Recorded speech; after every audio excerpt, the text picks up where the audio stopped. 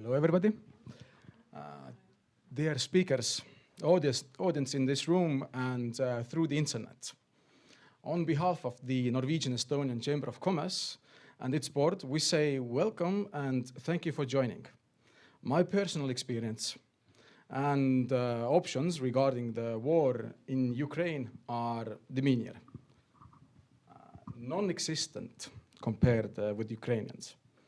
So I can only hope that there will be no need, but if the need emerges, then to be as strong as people in Ukraine.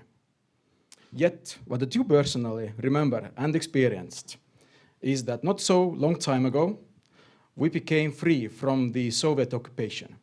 And we were seeking for guidance, support, and empathy from the Western and Scandinavian states. Without their support in rebuilding Estonia, we would not be part of the EU and NATO. So now it's our turn to be there for Ukraine.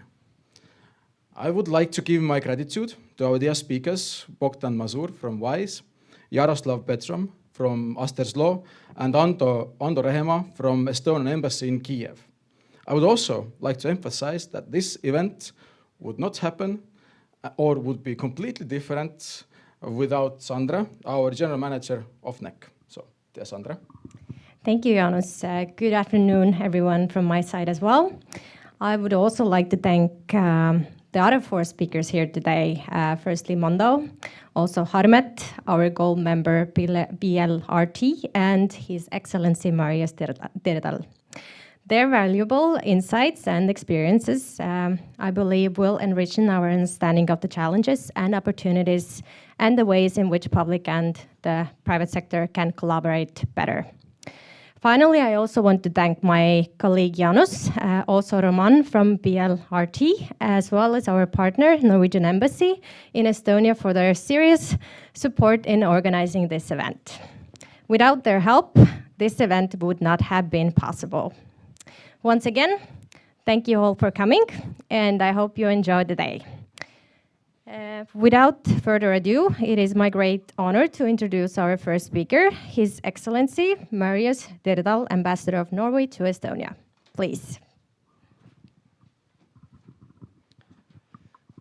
Thank you, Sandra, and thank you, Jaanus. And thank you for inviting me to speak here. That is certainly an honor. This is an important event. Actually, in 2014, I was in the Ministry of Foreign Affairs in Oslo, and I was head of the Russia Eastern Europe section, which meant that I had to deal with the Norwegian way of dealing with what happened in 2014. And that, when we were monitoring, of course, things very closely, but when things started to happen on the Crimea Peninsula, the world really didn't understand what was happening, and that was certainly Russia's intentions as well, that nobody should understand. What happened then, 15 months ago approximately, when they scaled up this aggression against Ukraine, we were still, the world that is, caught by surprise, I think. But at that time, we did believe our eyes. We did believe what we saw. Back in 2014, it was difficult to understand it. This time, it was not difficult to understand that this was an illegal attack on an innocent country, neighboring country of Russia. And clearly, they didn't even try to hide that fact. And since I have prepared something on paper, I need my glasses, I'm sorry.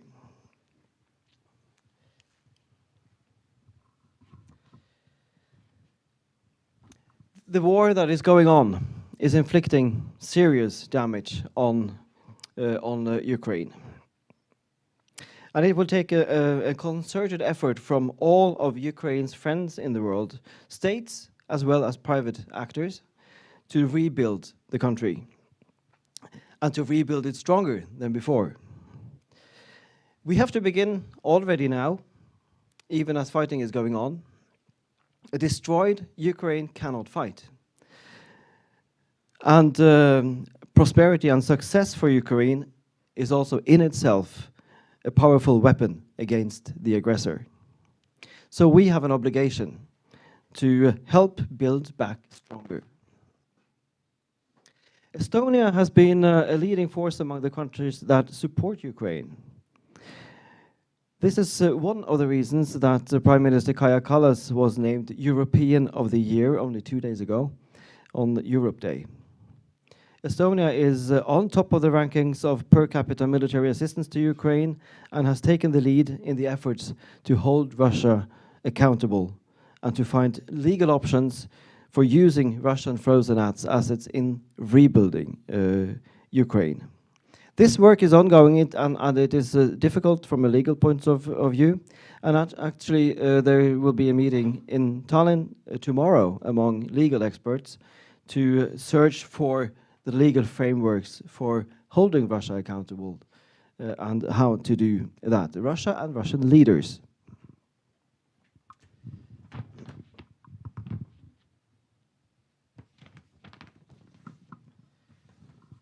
The Baltic and Nordic countries have all been staunch supporters of Ukraine throughout its ordeal.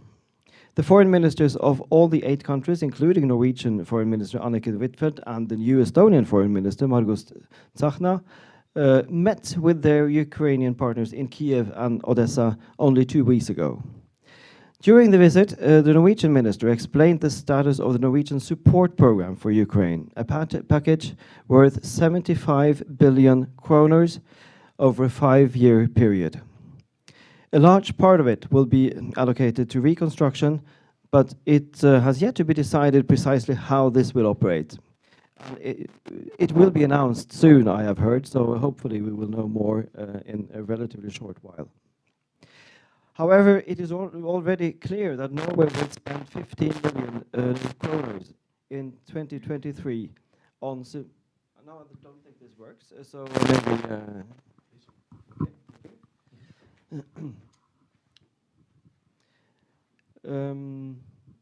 Norway will spend 15 million kroners in 2023 on civilian and military support to Ukraine, as well as humanitarian aid. Half of the money will go to military support, the other half to civilian purposes. One area of action is budget support to make sure that Ukraine's public sector will be able to continue its operations.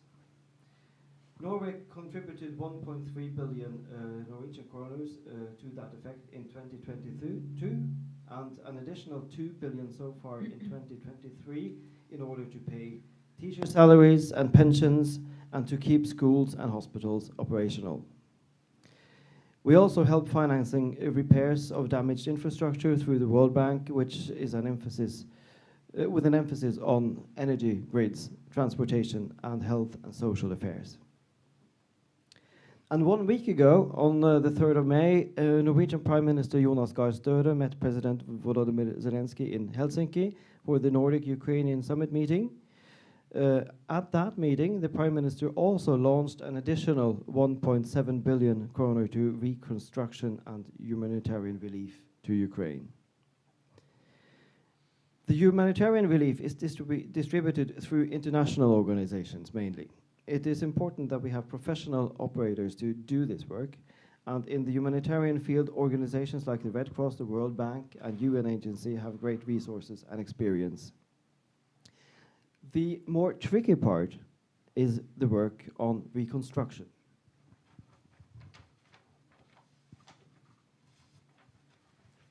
And the numbers we are talking about are big numbers. And taken together with the efforts of many other countries, the numbers are actually enormous. And the efforts that are needed are unprecedented. This means that we need all hands on deck. Big actors, small actors, value chains must be created. We need to pull together. So this is why this conference is important. In our assistance to the reconstruction of Ukraine, we will need to find ways to cooperate across sectors and establish partnerships between public sector and private sector players. In this context, we need ideas and insights from companies that could play a role.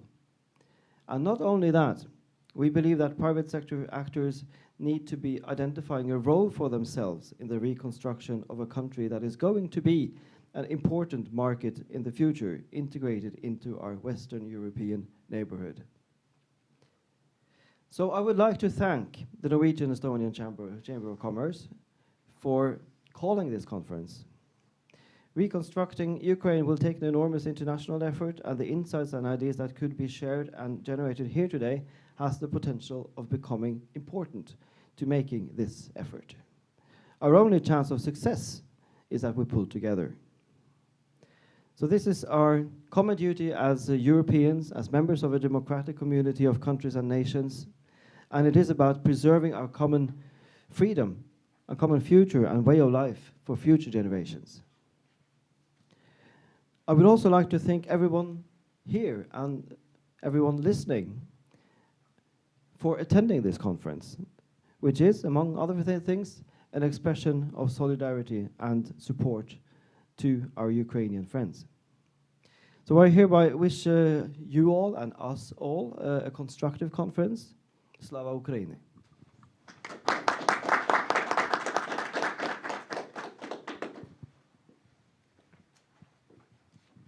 Yes, thank you, dear Ambassador of Norway, Marius Dirdal.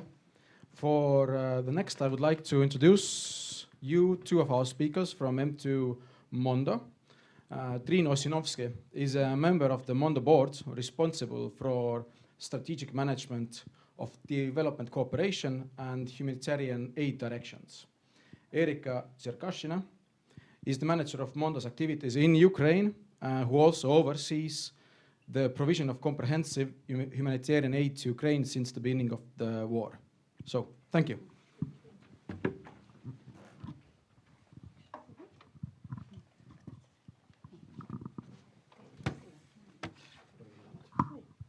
Yeah, hello.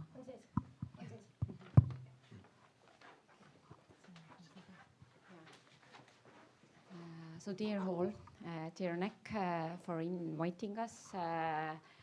We are very honored to be here and to get a chance to tell you more about our activities and share the the approach from the angle of NGO sector. So if you allow, I would briefly give you an overview of an NGO Mondo and our previous activities in Ukraine. NGO Mondo is an Estonian-born and led NGO. We are 15 years old now. We have staff over 30 people. We work in 12 countries in different parts of the world. We do development cooperation, humanitarian aid, and also we focus on global education in Estonia. We work through 4 programs. Education, livelihoods, environment, and then digital competencies. So this is in a nutshell what we are doing as an organization. In Ukraine, actually, we started to work since 2014 when the first war or the war started, actually. We've been there since that time, mainly focusing on Eastern Oblasts in various sectors.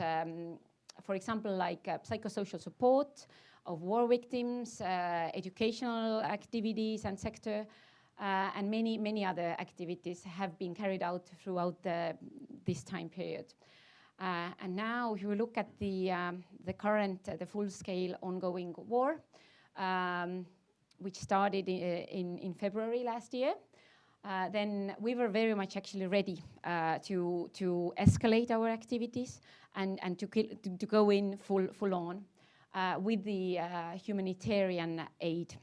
Mondo actually has decided a few years ago that we will not give rapid humanitarian aid, but that situation changed us as an organization, and we realized that we really have to focus also on rapid humanitarian aid delivery, at least for the first few months, because we saw that the market in Ukraine was not functioning. We feared that it will collapse perhaps in some parts of the country in total. And we realized that the only way to support meaningfully and effectively was that we will change the direction as an organization, and we will deliver humanitarian aid from Europe, from Estonia. And we are here now to talk about what we've done throughout this 1 year, and how we see the collaboration between the private sector and our NGO sector, and to reflect on our experience. Yeah, so the first point I would very much like to emphasize is that in our experience, we would not have been able to give the urgent humanitarian aid at the beginning of the war if it wouldn't have been private sector who was able to come to that journey with us.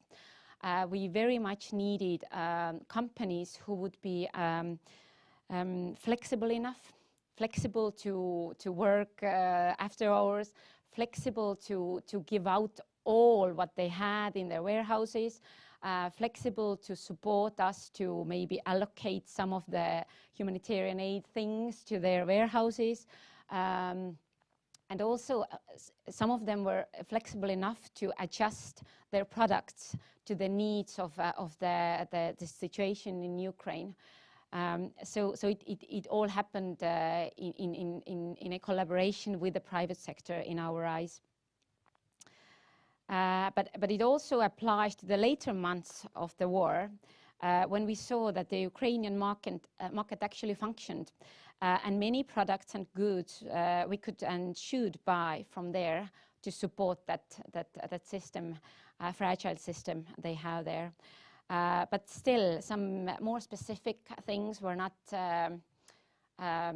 accessible there, or there were needs which we could only support if we designed something new. So we again looked at the Estonian companies and with them designed completely different kind of products. For example, easily transportable and very easily installable solar panel systems, because we were sending those to the front lines, and it needed to be, transportation needed to be very fast and very easy, so that these things could reach the areas we needed these to reach. Same applies to, for example, food packages. First we bought the things from Estonia or from Europe, but then we moved that part also to Ukraine, and we found a good partner there who was not before the war. They had no connection with putting together humanitarian aid food packages, but again they were able to adjust, and our collaboration was very good to that. So the second point, what we thought we're gonna give, is the division of labor between the different sectors. What we saw in Estonia was a huge wave of support, also from private sector to Ukraine. But we saw also that many companies sort of started to build their own bicycle to be able to send the things they wanted to send to Ukraine without any prior knowledge or network or connections, really. And the division of labor here is meant in a sense that we should do things together, and private sector has their capabilities, their strengths, and us, we do have actually our own, and in combination we've seen that we are stronger and we are better, and we can deliver actually more effectively the services what are needed or missing, and the goods what the country actually needs. So this is something what we've also learned, and we hope that the many Estonian companies also have reached to that point that it's easier also for them to do it in collaboration with NGOs. So yeah. this is the first sort of way we see our collaboration could work. Then the second, the more sort of traditional way of seeing is, of course, through donations. Truth be told, it allows us to work very fast and quickly. The first thing we did in Estonia, it was, I think, the war started 24th of February, and I think 26th of February, around 100,000 Estonians or so gathered at the Freedom Square. And there, Mondo and Pagulasabi were also up and out.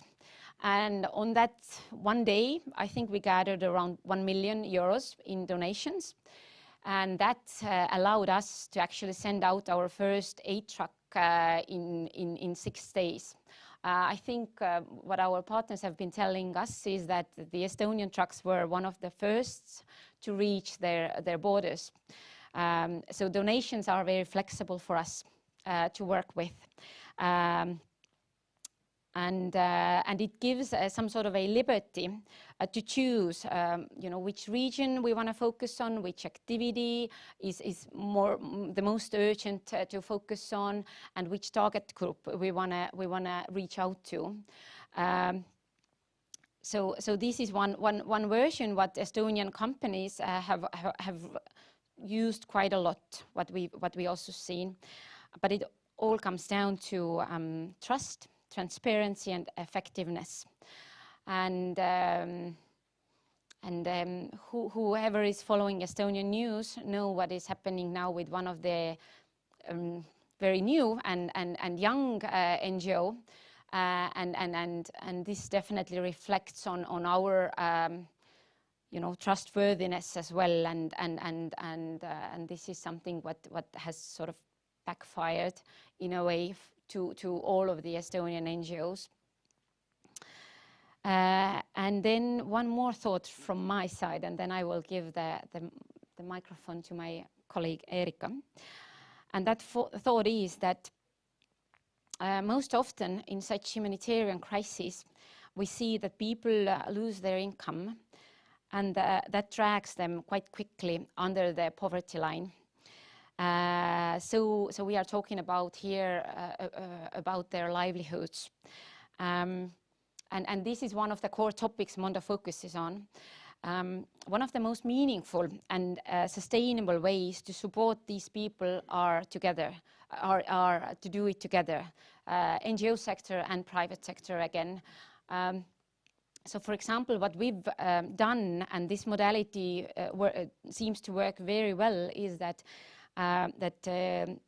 NGO Mondo maps the labor market needs, finds specific local companies who need a specialized labor force, and also finds those people who are struggling due to losing their job and livelihood. And we provide a very practical, specific trainings to those people, and also we combine it with the internship where they already are located to the companies they potentially could start working in. And this is a modality what we definitely want to escalate. And this is also a way to see how actually NGO sector can do quite a lot to support people in their livelihoods, but there is definitely a ceiling above our head, and over the ceiling is the private sector. So these are some of the findings we've realized, and we see where private sector and NGO sector should and could work more closely together to more effectively actually support Ukrainians and their society. Yeah, I'll give it to you. Oh, you have it. Yeah. Hi everyone, it's a pleasure to be here, and it's a pleasure to discuss how we can collaborate more efficiently than between the private sector and the NGO sector. And the first thing I would like to bring out today is the importance of supporting mental health among people in Ukraine. And also from a business perspective, we would like to point out that actually ensuring that the population of Ukraine is in a good enough mental health also ensures that the economy of the country can run efficiently and sustainably in the long run, because unless there is physically and mentally healthy people, the economy would not be able to function. And there are different ways to support people's mental health. One is, of course, direct consultations with psychologists and psychotherapists. But for example, here on the picture, you can see a classroom, and one of the projects that Mondo is doing at the moment is supporting mental health of teachers, for example, so that they're able to do their work better and also support students better, and therefore prevent this so-called lost generation that can happen due to trauma that many Ukrainian children are experiencing at the moment. And as businesses, of course, it's possible to support this direction of work through donations, but other type of support that I can now bring an example of is to provide efficient technological solutions, for example, to provide long-distance consultations, because many people are living in remote areas, and especially if we are talking at Dnipro region and south, it is pretty difficult to travel, and not everybody is willing to engage in traveling, but online is a solution to that. The second thing I would like to point out is that the nuanced multi-cluster approach is necessary to ensure meaningful contribution to supporting Ukraine. With that, I mean that rebuilding civil objects and infrastructure is of course a critical matter, but at the same time it is still very important to do it simultaneously with supporting well-being of the people through different type of strategies. One is again mental health support. The other is ensuring that the Ukrainian children can study in good conditions and with teachers who are not burnt out and not experiencing depression, anxiety, etc. Another way is supporting livelihoods, for example, among especially vulnerable groups such as single mothers. Many women have lost their husbands at war, and therefore children have lost their fathers. And it is also important that these people can live independently and be able to provide for themselves. And now speaking a little bit about rebuilding, which I'm sure you're very interested in. This is one of the objects we are currently working on, but I'll move to the next picture so that you can get a better overview. This is, by the way, a shelter in one of the local schools. So in terms of rebuilding infrastructure, we also deal with this matter. And it is, from our perspective, very important to ensure that the money that is put towards this matter is being used efficiently. Mondo specifically works with a local partner, Dobrobat, that is an organization that heavily relies on volunteer contribution as well as professional construction sites manager who then manage the people who are willing to contribute to rebuilding civil objects in their own communities. And our approach is to engage in light to medium repairs, which means that the budget per house is around 4,000 to 6,000 euros. So it means that we do not actually rebuild the houses that have been destroyed because it's not efficient economically, and we find that it's very important to use the money in a way that we can assist more people rather than just building one nice house. One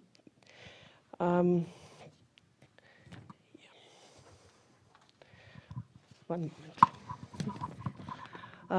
And very briefly about how we select beneficiaries for this type of rebuilding. It is, well, some school slides again, but it is also based on vulnerability criteria. So again, not really supporting people who are able to engage in rebuilding themselves with their own funds, but rather selecting people with disabilities, elderly people, families with multiple children, or single parents. These have been our priorities at the moment. And also, it is very important to ensure that when we engage in rebuilding activities, we do not choose objects that are easy and, well, I would say popular to rebuild. For example, having just returned from the field 2 days ago from Ukraine, it is evident that actually, for example, schools and kindergartens that are located in Kiev Oblast, which was occupied and deoccupied last spring, those are very popular objects among governments, firms, and NGOs, because those are very easy to work in. It is relatively safe now in Kiev Oblast. The damage is big. It needs doing, and it's very good it's been done, but at the same time, it is also important to engage with the objects that are located in areas that are more difficultly accessible, because the needs are even larger. And here I'm talking about the east and south of the country, such as Zaporizhia, Mykolaiv, Kherson, etc. And the general message today is to encourage all of us to communicate among each other more and collaborate more, and for businesses to pick NGOs that you find transparent and trustworthy, and also rely on their expertise in terms of the needs, because we are the stakeholders that put a lot of attention and time towards researching the needs and making sure we exactly tap into those most acute needs that are currently present in Ukraine. So thank you very much for your attention. Slava Ukraini.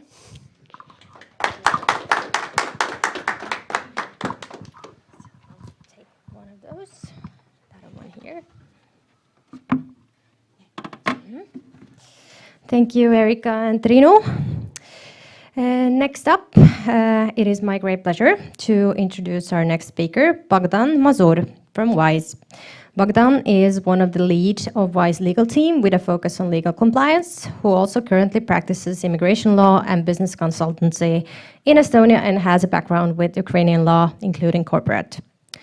Proactively involved in volunteering and legal support provision for the Ukrainian war refugees in cooperation with local authorities, and is co-founder of the COPLI 78 F70A Aid Center in Tallinn. Bogdan, please. Thanks.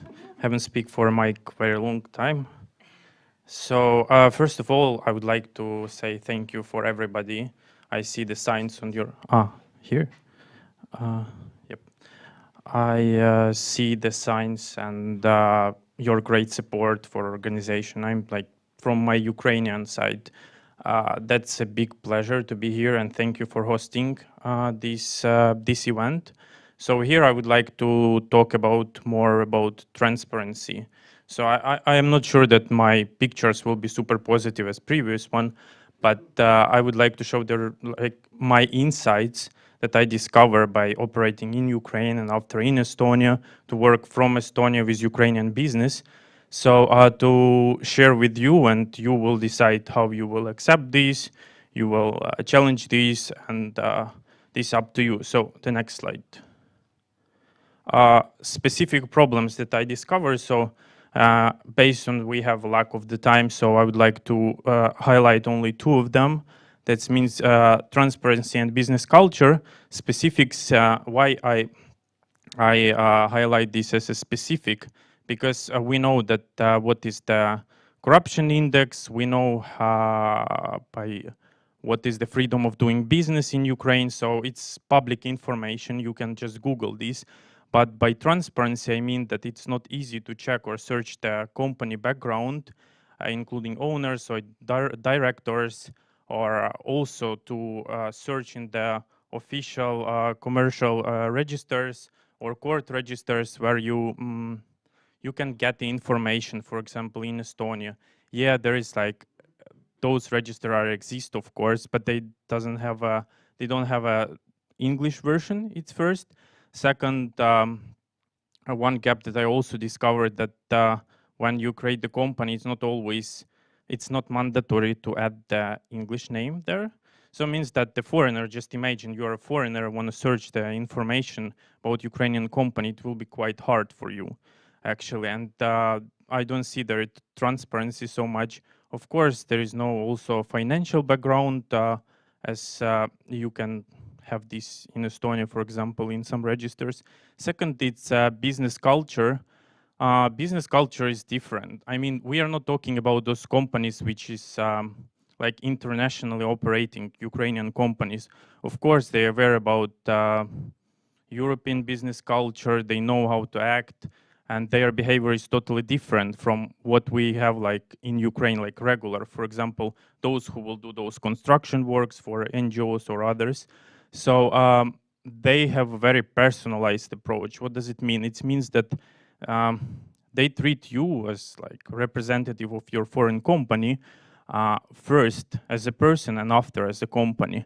So this approach from Ukrainian side is different, not properly organized. So what I discovered that people always late for meetings. I'm so sorry being Ukrainian and saying this, but this is the fact. And this is not a very good sign about business culture that the Western world follows, right? So also it's lacks of punctuality and the individual responsibility. What I discover is that we lack of individual responsibilities where Ukrainian business partners, they always have something to say why it's not happening. I mean, there is a corruption level, there is something happened, there is authorities gap or etc. So for me, it was very interesting to observe how the people try to find the explanation, and we understand why. So political sign in a business environment, it's something that very hard for foreigner to search or discover. Means that politicians or their affiliated companies to the politicians are very integrated in the business, especially in big business. So it's very hard for a foreigner to understand, okay, is it this company affiliated with some pro-Russian politician who is supporting, I don't know, Russian business in Ukraine or connected with the Russia or something. So it's totally impossible because for reputation of the person that you are working with, like the Institute of Reputation in Ukraine is not super huge, I want to say. So and for you as a foreign businessman, it's very important to keep your reputation safe in Ukraine. So that's why it's very important to check who is behind that company really. The links to the company, like connections that this company has. So that's two, I would like to say, pillars that I discover from working with the business. Also, I got a feedback when I came to Estonia, okay, how are you working with Ukrainian companies? And they say, okay, we had the construction partner in Ukraine and we sent them money and they haven't sent us anything, which I was so surprised. And they, of course, they take those money to offshores and Estonian partner will never see those money. But this is also can be on the person who didn't assess the legal risks, right? So and didn't involve any lawyers to check. But same time, it need to be safe business environment when we talk about rebuilding Ukraine. And there is lots of funds coming, lots of partners from different countries.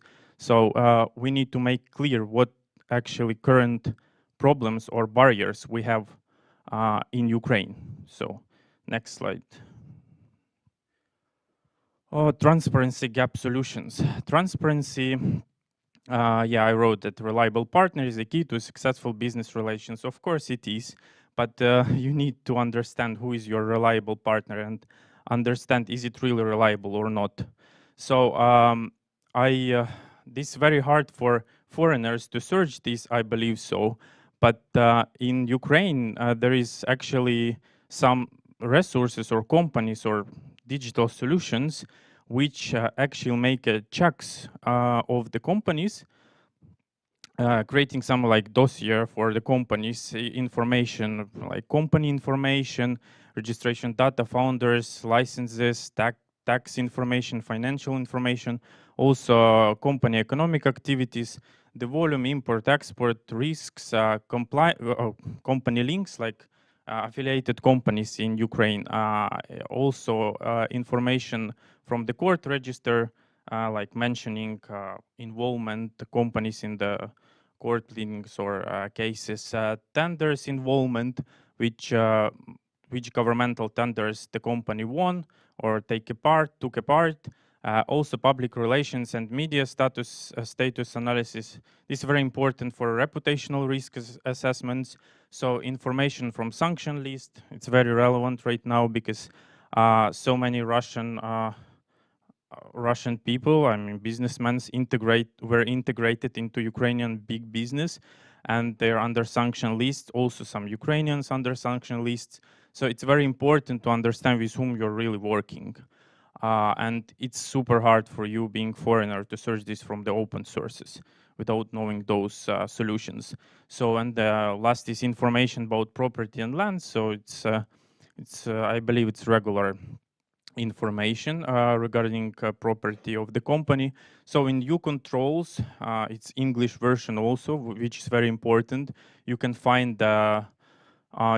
this all information. It's like I just point out 8, which is the most important, but there you can find about individuals. You can find about like some compliance information, like very different category of the informational check. Open Data Bot, it's actually same solution. I remember that they started in the same time with the EU control, and they're more very connected with the court decision, but right now they're covering everything. And the third that I highlighted, it's Ukrainian Bureau of Credit Histories. So there you can check, for example, which notification like public authorities made regarding this company, and also all the history background, what contracts, public contracts they signed or something. So it can be super, I would like to say, crucial information for the foreign company who try to understand with whom they're really working or planning to work or operate in Ukrainian market. So if you can put the next one. So the second part of the presentation, it was about company registration. So I would like to say that it's not super different from the rules which apply to the Ukrainian citizens, but same time there is a differences. For example, being Ukrainian citizen, you can organize company like limited company LLC by the phone right now. So it's quite digitalized right now, but for foreigners, it's still a manual process, which include like collecting some package of documentation, of course, the information about owners, everything should be translated in Ukrainian, of course. But my recommendation from this, that it's better to have some appointed attorney or just representative with the power of attorney to represent you, and you really don't need to be there. So what I mean that they can use your copies and information to organize by the notary and registrator to put your company into register and registrate actually officially. So of course this is like a regular list of actions that you need to do. It's power of attorney for the future owner of the company. I would like to say that if you are foreigner and try to do this outside of the Ukraine, you better do this in the consulate. So it will already be in Ukrainian. You'll just save your time and send this to your representative. Then legal address, of course, need to be officially legal address for a company in Ukraine. Tax number issued in Ukraine, which is tax number for the owner in Ukraine who want to own the company. Translation of the passport, of course, is a regular thing. And incorporation documents, these articles of association, and the decision in incorporation and standard application, which you just need to fill in, which also in Ukrainian, everything in Ukrainian, of course, and power of attorney for the representative. And the key point here is number 6. It's a nominal director, chief executive officer who should be firstly resident of Ukraine. What do I mean? That the foreigner can be actually CEO also, but he need to get a working permit for this, and it takes up to 2 weeks. So the first person who need to apply from the company name to get this working permit for a foreign owner should be actually resident of Ukraine. So usually the practice shows that they just point out the president of Ukraine, and after like they apply for a thing, but sometimes like owner doesn't need to be the director, right? So it's this point is already can be not relevant for all the cases.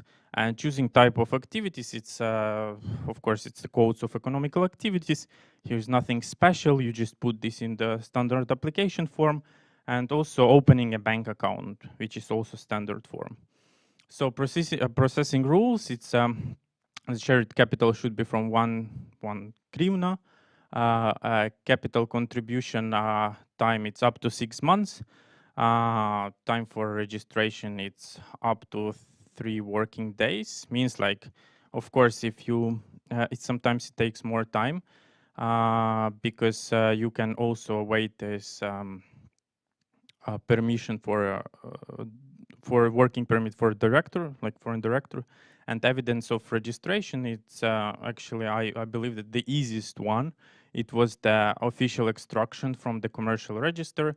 It's also the attorney can do this very easily in Ukraine for you. So I think it's just, this is not like legal, fully legal consultation regarding this, because of course there is some details, but based on just general information for your overview and understanding how it's working. So I would like to say that it's not super different from what we have in Estonia, for example, but it's still super manual because in Estonia it's much more progressive in the case that foreigner can do this online right now. So the next slide. And some additional requirements for legal person. So the legal person wanna, of course, establish company, be part of the Ukrainian company. It's a confirmation or a extract from commercial register that company existing and operating in the country where they are registered. Also the documents for beneficiaries, passport information, registration, resident address, standard. It's super standard. So also the confirmation that the director was appointed and his authority, that he have authority to act from the company name of establishing Ukrainian company. So the charter of a non-resident entity, it's standard. Other also, if you have an authorized attorney, you can also write some power of attorney document. So foreign legal entities required to submit decision protocol. Yeah, it's very also regular for a legal person that actually confirm that company decide to create to be a part of the Ukrainian company or be the owner of Ukrainian company. So that's some specifics. Again, it's very general because it's lack of the time and just for overview. General overview for everybody. And what is the next slide? Thank you for attention. This is the next slide. And stand with Ukraine. Thank you for helping Ukraine. Again, from my personal and our nation, I'm very happy that we have those friends. And thank you all.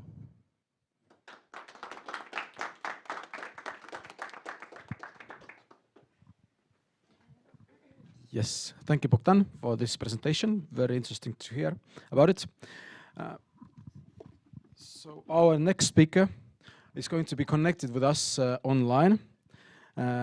He's from Astas Law, which is an Ukrainian yet international law firm. There he is, Yaroslav Petrov. He's a co-head of the Energy and Natural Resources Practice Group at Astas, with vast experience in advising on energy law projects, such as electricity, renewable energy, energy efficiency, oil and gas. For last years, Mr. Petrov has mostly focused on renewable energy projects, as mentioned before, with unbundling related issues. Yaroslav is also a member of the roster of experts of energy community and co-chair of the American Chamber of Commerce Renewable Energy Committee from 2020 up to this date, and also a member of the Ukrainian Wind Energy Association. As said, his expertise is very well acknowledged in energy and is acknowledged by the international statements by Chambers Europe, Legal 500, EMAA, Who's Who Legal, and EFLR 1000. So hello and thank you, Yaroslav, for joining us. Hello, everyone. I'm really glad to participate in this webinar. It is very unfortunate that I cannot be in person with you, but still there is a good opportunity to have this presentation. Just a technical question, do you see my slide? Yes, we do. Just with a delay. with a delay. Mm-hmm. Just a second.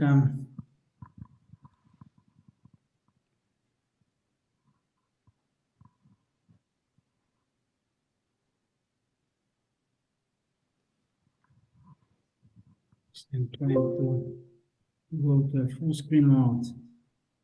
Not from our view. So let me reconnect. I think that it may help. Just a second. Mm-hmm. We'll still be there. I'm sorry for this.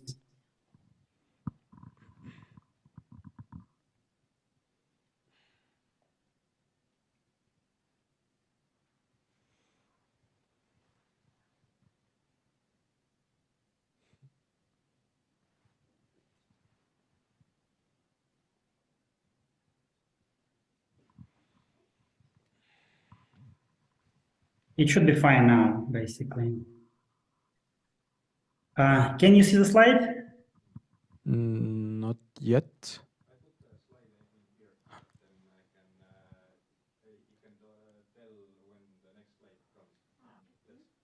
Okay. So Yaroslav, just give us a note when you want to switch the slide.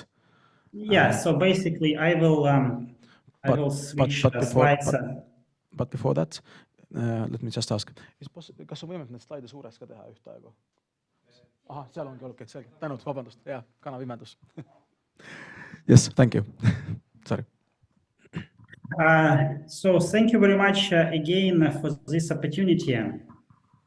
So first of all, in my presentation, I would like to focus on such things as the current status of energy infrastructure in Ukraine, and what are the consequences and what are the opportunities which the war is bringing. I represent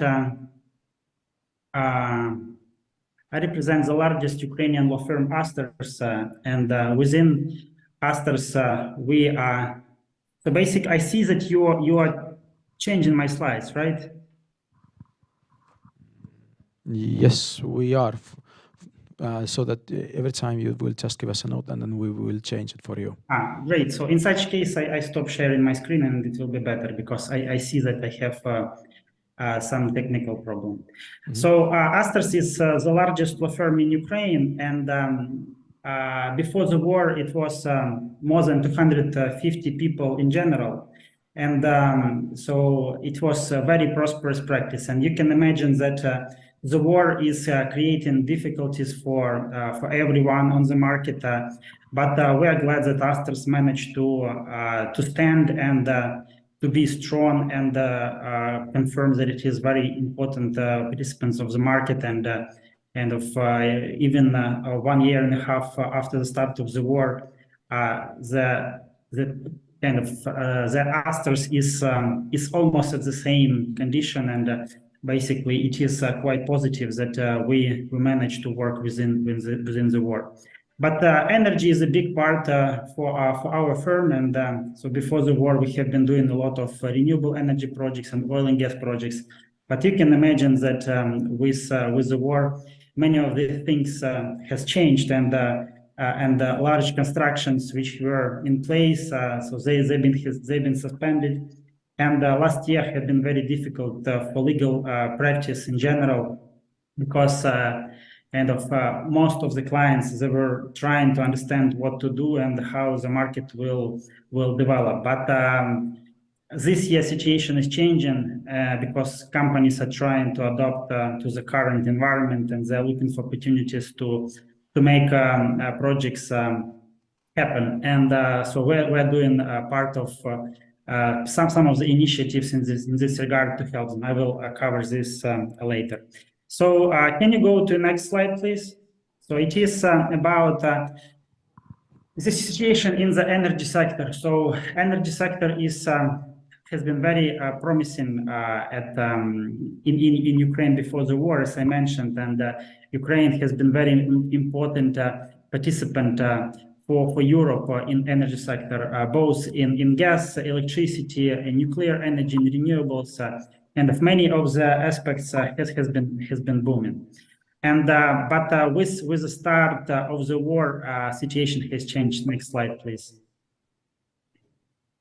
And with the start of the war, so we have seen quite significant attacks on our infrastructure. Most of the kind of impact on the infrastructure has started not at one time. It was kind of divided into different time periods. So in spring we had quite bad damage to our petrol infrastructure. So basically, our warehouses for fuel has been destroyed, and it created quite significant problems on the market and a lot of difficulties for people and industry to work. It was in spring and in summer, so there was no kind of significant problems for the energy sector. And starting from October last year, Russia has started to hit energy infrastructure. So mainly they were targeting substations and power lines and generation facilities. And so this has created quite significant power cuts in Ukraine during winter. But due to some efficient measures of Ukrainian Ministry of Energy and companies in the energy sector and support from energy community, so we managed to restart operation of the energy system. And right now our energy infrastructure is working without power cuts mainly. We anticipate some power cuts in summer when there will be increase in demand. But the reason why we actually managed to restart the operation of the power infrastructure, because there was a great support from community, international community. A lot of funds has been offered to support us in this. And basically kind of it helped donations which were provided, and also special funds which were created in order to get money for this for the rebuilding of infrastructure. But you can see on the slide that what is the amount of investments which is needed. And basically it will not stop because only kind of small part has been actually maintained and rebuilt, but still a lot of work will be done. And big opportunity will be for energy sector in the future, because kind of the target is not to build kind of the same Soviet style equipment. So the idea is to build a new equipment which will be protected, which will be more efficient. And so this kind of damages to the electricity infrastructure will help in the future to build more modern facilities. Next slide, please. And basically another aspect which is quite important is the renewable energy. Unfortunately, the war has impacted the renewable sector quite significantly. Before the war, we had almost up to 10 gigawatts of renewable energy capacity together with large hydro. But this attacks has impacted work of renewable energy in a number of aspects. So first, as the most affected is wind sector. Take in consideration that most of the projects have been built in south and southeast of Ukraine. 90% of wind projects has been occupied. And so basically these companies, they stop production, and in addition to occupation in number of projects, there have been damages to equipment, so destroyed substations and destroyed turbines. So we have already kind of quite, so there is a number of damage on the slide. So it is 80% is occupied and 1% of the equipment is damaged. And for solar kind of situation is different. So more damage is to the equipment, but less occupied. So it is kind of the problems because we have lost a quite significant amount of wind generation, which is very important. And kind of it is difficult to calculate the amount of the losses, but anyway, companies are considering potential proceedings against Russia on compensation, and other companies are doing the same. And basically, companies at this stage are also trying to collect information on the damages and prepare evidence for future proceedings. And so it is kind of occupation is one aspect, and also another aspect is there are, despite the war, still the government is paying to these renewable energy producers feed-in tariffs, even though it is kind of not 100%, but the last year there was kind of moments when it was payment for at quite a high rate, but they vary. And it is great respect to the government that still they try to keep their financial commitments to investors, and also right now they are trying to help those investors who were planning to build projects. For example, last year, and including our clients, the plan was by the end of 2020 to build up to 1 gigawatt of wind capacity, and unfortunately the war has stopped this, and so the situation is that companies are still planning to continue and finish projects, and in this situation they're asking the government to adopt legislation which will extend the validity of the feed-in tariff for wind projects after the martial law. So it is a big part of what we are lobbying these days in various associations. Another aspect is what is needed for renewable energy producers, and what there is a support for us. It is basically we would like to have opportunity to sell electricity on open markets, and so basically companies should be flexible either to work under subsidy regime or to work on open markets and get kind of maybe less money, but regularly, rather than get a feed-in tariff and with some delays. So kind of this war has created also opportunities for actually development of the market, because we are now turning to, and we're not stopping in development of legislation, and it is very, very important. And right now, kind of it is quite interesting. Despite of the war, this year there are wind projects and solar projects which are commissioned.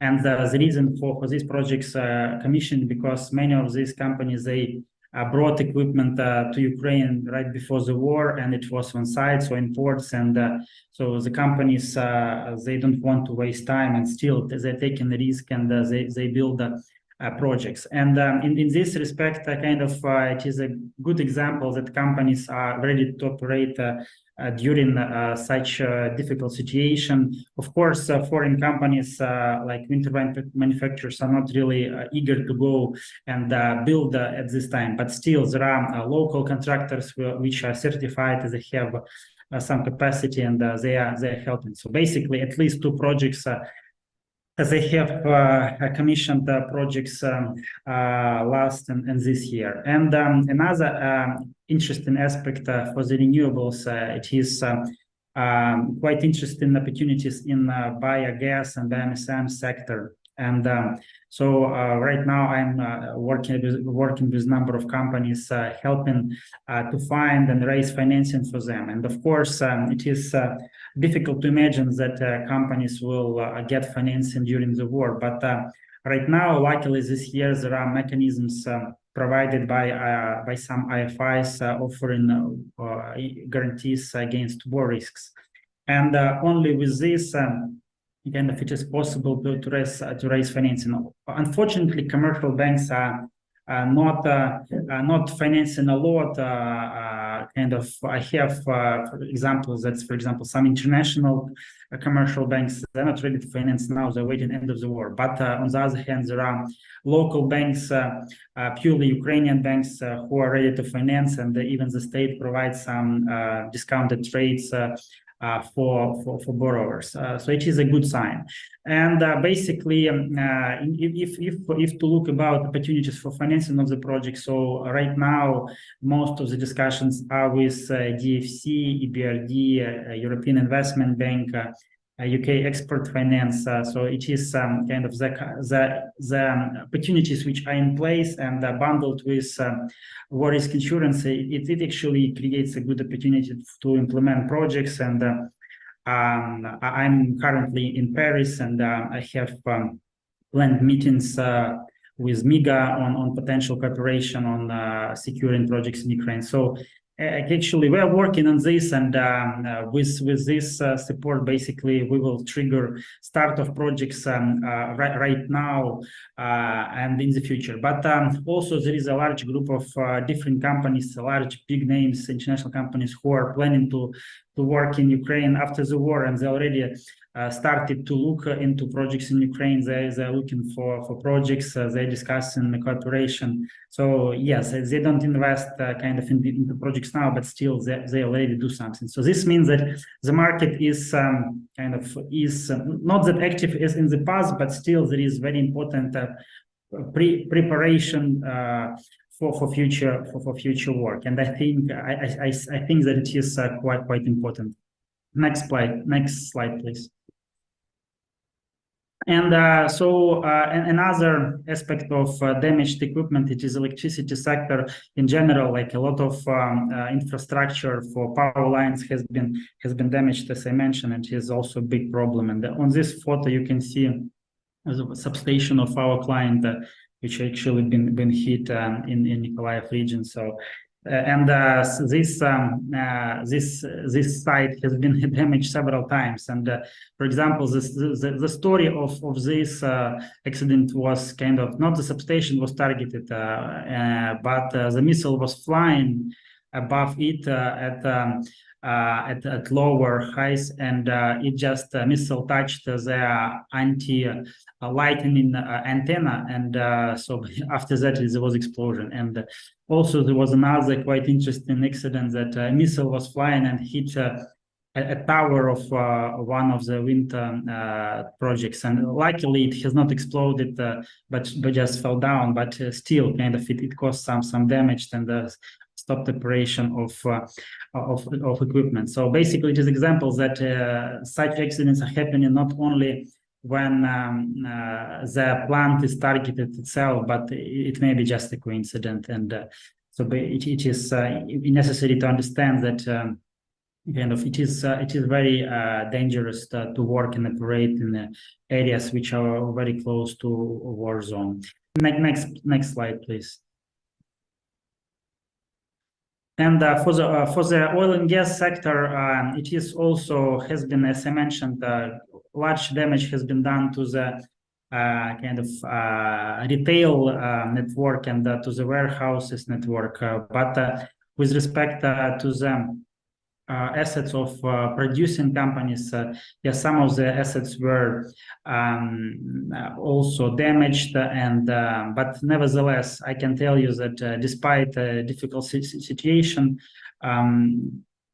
private companies are continue to produce. State companies are also producing, and kind of private companies are doing less investments, but state companies in oil and gas sectors, they are doing investments, and I see a lot of tenders for services, and the plan is to increase production, and there are also big changes in the management of Ukernafta. It is the largest state oil producing company. So they also plan to make corporate restructuring and increase production. So it is also very important. And after the change of management, they show some positive trends in terms of their profits.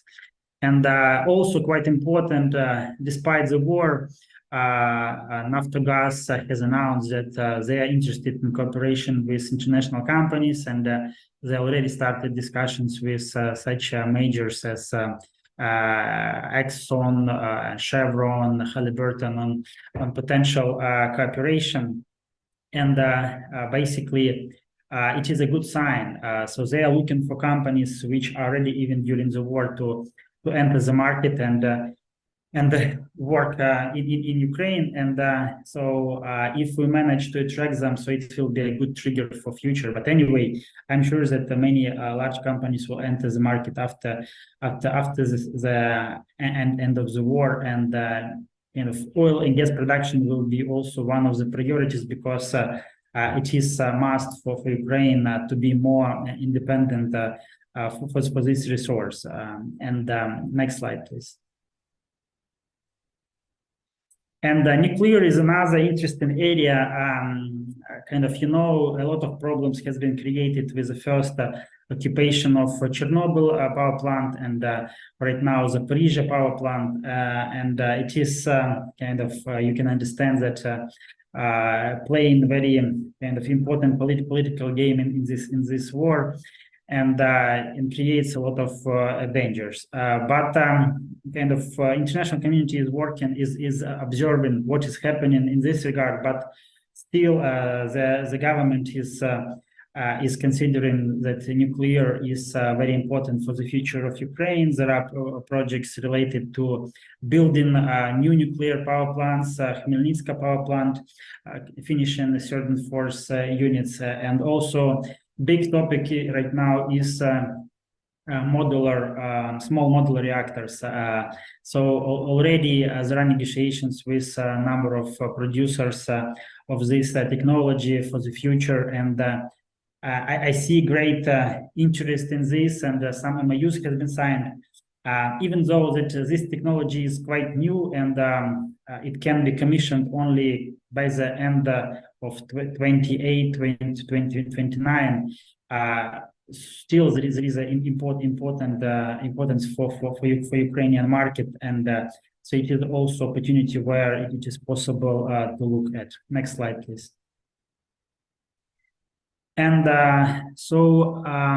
anyway, Ukraine is planning that Ukraine becomes a very important place for energy in Europe, and this is reflected in the new energy strategy. So it has been adopted, but in a way it has not been announced publicly, on all of the details.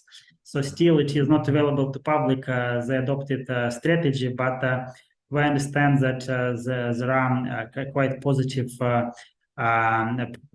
trends included to this strategy, that renewables should be built, and nuclear, and many investments in oil and gas and infrastructure. So it is also new technologies like hydrogen. So it is there, and it will be implemented, and there are already companies working, for example, in hydrogen projects. For example, we are advising one of the clients who is doing pilot hydrogen projects with some donor support from foreign governments. So all of the technologies available on the market are now in place. We have also biomethane projects already commissioned. So it just shows that Ukraine will be an important place for investments. Next slide, please. And basically, so the government is very committed to invest into energy sector, but also the government has adopted some mechanisms which are now quite important for rebuilding the infrastructure, especially in the electricity sector. So there are some mechanisms created with the help of Ministry of Energy Community, which are aiming to collect money donations from different governments, and with the help of energy communities, this money are allocated for the purchase of equipment for the energy sector. So it is quite important development, and it is seems to be quite efficient. I think right now the fund has collected more than 150 million euros for the equipment. Part of this has been allocated. It is very transparent. Procurement procedure is managed by USAID and Tetra Tech. So it is quite important mechanism. Next slide, please. So I covered this. Next slide, please. And of course, as I mentioned, kind of even some urgent things have been managed. Still, Ukraine needs a lot of equipment, and the difficult part right now is these auto transformers of high capacity. And considering that in the world there is a very high demand for auto transformers and high capacity, high power equipment, the queue for waiting for production is quite long. And so the government and state companies are considering different opportunities how to get this equipment as soon as possible. So it is quite important and opportunity also for your companies if you're producing or such equipment, or you have counterparties who can help. So it is also opportunity. Next slide, please. Yeah, I mentioned that there are some mechanisms already for attracting new investments in oil and gas sector. So it is a priority for the government. Next slide. And so basically, it is also information that some of the assets which has been under control of Russian companies or Ukrainian businessmen who were in charge, managed by people affiliated with Russia. So right now they are transferred to the management of the state, and right now state is working in order to operate these companies, make them profitable, and check what has been done in the past. And a big example of course is Ukr company. Kind of, it is still not much Russian connection, but with the influence and the management of some oligarchs. So it requires reformation, and so the government is doing this, and a lot of work in this regard. Next slide, please. And another topic quite important is gas storages. And in this regard, Ukraine is trying to show itself as a very important hub for Europe in order to save, to store gas in its natural gas storages. Ukraine has the largest gas storages in Europe, and in addition to just conventional use for storing gas, there are also different studies and opportunities how to use these storages, underground storages for hydrogen. So kind of it is also big work in this regard. And with respect to hydrogen, I can tell you that in addition to some smaller initiatives, there are already large projects which are discussed on the level of different countries, different transmission system operators, different studies are done, so memorandum is signed. So the work is has been done, and so it is moving forward, and it is a big sector for Ukraine in the future. Next slide. And I mentioned about biogas. So the priority is to substitute a lot of part of natural gas in our gas transportation system with biomethane. So there are a lot of calculations at the moment, kind of how much gas can be substituted. And if I recall correctly, so approximately kind of our consumption before the war was approximately 21 billion cubic meters per year. And the calculation is that like 7-8 billion cubic meters can be potentially substituted with biomethane. And already we have several projects under construction. The first project was commissioned in April, and it was connected to the gas transportation system. And other companies in the gas sector also announced that they're planning to do these projects, and especially it is important for agricultural business. So because they have kind of the feedstock for and fuel for this biomethane plants, and there was a news last week that like more than 10 or 20%, 20 projects has been contacted our TSO with the possibility to connect them. So there is also big interest in this sector, and I personally look into this opportunity quite seriously. That it will be the next hottest topics in Ukrainian renewable energy after solar and wind in the past. Next slide. So yeah, I mentioned about modular reactors. Next slide, please. And yeah, I also mentioned that it is quite important that to secure guarantees from international institutions to secure projects. And on this slide, you see MEGA, but there are already other opportunities has been implemented. For example, there is a German agency for guarantees. They already provided war risk guarantees to 2 projects. So MEGA is considering to provide insurance. DFC is working on this. UK Export Finance has offered guarantees for some defense sector. So it is in place, and it will be developing, and it will be if it works properly, it will be a big boost for energy project. Next slide. Yeah, so it is it from me. Just to wrap up.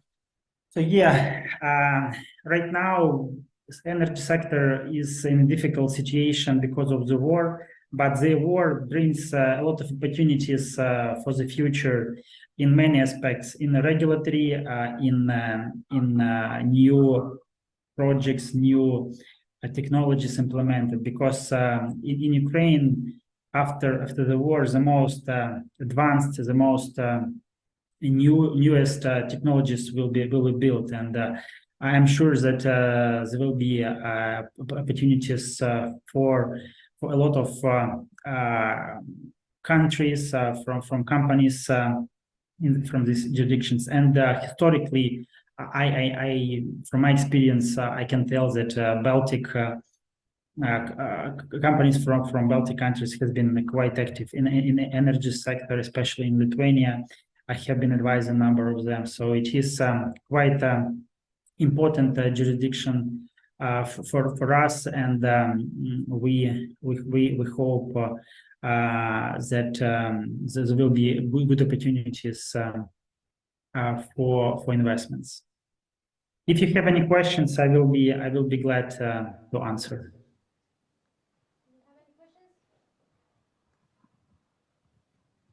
No questions. Is this working? Yes. Thank you, Yaroslav, for this very thorough and good overview. You're welcome. Yes, for everybody here, we will take a short break because we are a bit ahead of time, and our next speaker hasn't made his way here yet. So hopefully he will be here soon. And yeah, if you would like to have some coffee, there are coffee machines at the end of the hall. So yeah, see you here back soon.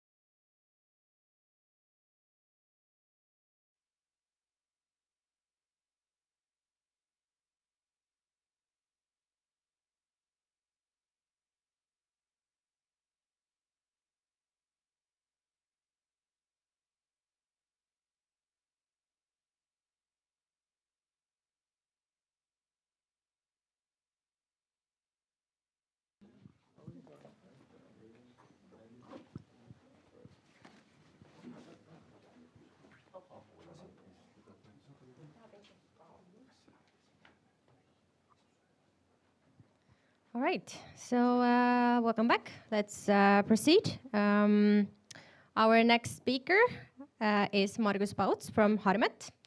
Harmet is Estonia's largest producer of modular buildings, and Margus Pauts is the head of sales at Harmet, responsible for sales and product development. Please.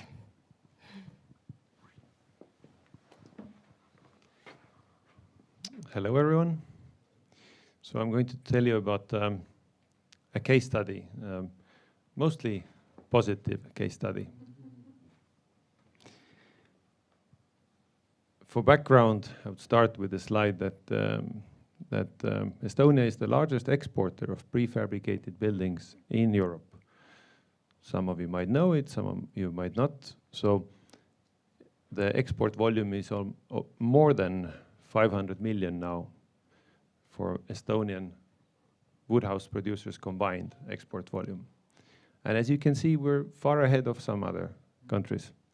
So there is some capacity, some knowledge and capability to provide timber buildings. And then Harmet is the largest one in Estonia with last year's turnover of 140 million euros. And we have mostly focused on the Nordic markets, but now also 280 apartments we have delivered to United Kingdom, and one module to the United States, and now one kindergarten to Ukraine. And this is just to illustrate the capacity. So the production capacity of this one company is 600 modules per month, and in the picture you see about 300 modules. So that's about 2 weeks production volume. So this just maybe illustrates the capability of Harmet, but also the whole wooden house industry in Estonia. So modular kindergarten in Ovruch in Žõtomār Oblast. So this was these things happen, of course, only in good cooperation between public and private sector parties. And of course, there are many people and organizations involved. Of course, Ukrainian government, Estonian government, SDEV, who was running the tender, and then actually many supporters and sponsors from private companies as well. I will show you them later. So it was a public tender which Harmet won, and we promised to deliver 34 modules, one kindergarten. And the main challenge was time. We were given 170 days, and at signing of the contract, they even started a clock which counts days down to zero.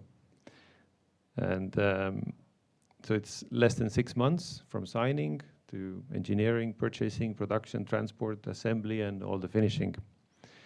And I'm glad to say that we will be finished by the end of this week, and so we're on time. So it's a positive case study. Normally, a kindergarten with all the required permissions, all the paperworks, all the regular engineering and construction might take 1.5 to 2 years.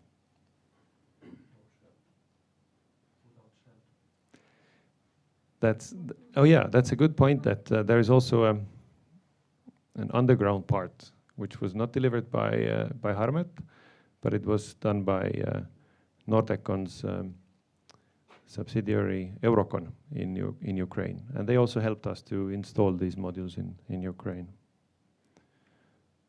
So I'll show you some pictures. You can see the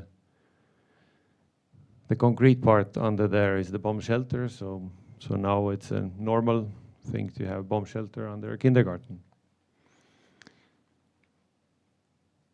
And then that's the process. You see, so they were mostly, let's say, about 90% prefabricated. So 90% of the construction work was done in a safe environment.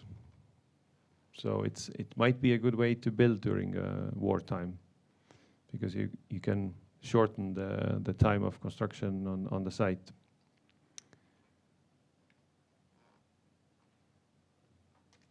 So there was some interior finishing left, some connection work, and this is roughly how it looks today.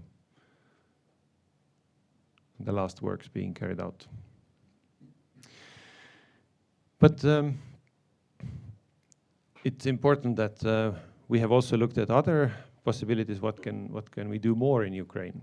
And I can show you actually another. So we have developed a simple product, like for very temporary accommodation for refugees from one area to another, and we have offered this to the market. But actually, the feedback we have got is that maybe this is not what is needed in the market. They have figured out a lot of the emergency solutions, but they need proper houses. So this is it's a very simple product, but it can work as a private home in a less densely populated area. So something that we can do very fast and at a very reasonable cost. So this is already a house that you can use also later for a family. And this is an apartment building which will be permanent. So the feedback we've got is that we don't need emergency buildings. We need permanent buildings. We need homes for people that will remain there. So we're working hard to find the right match for the market. And there were many supporters actually, many companies. Plasto, Lincoln, Rightwood, Baroque, Lotus Timber, Kliimaseade, Svedor, Inspireerivad vannitoad, Maleko ja Arends. So thank you to all of them.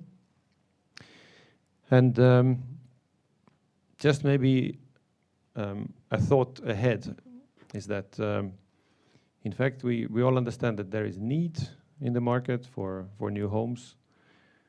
And now you see that there is also capability to do it.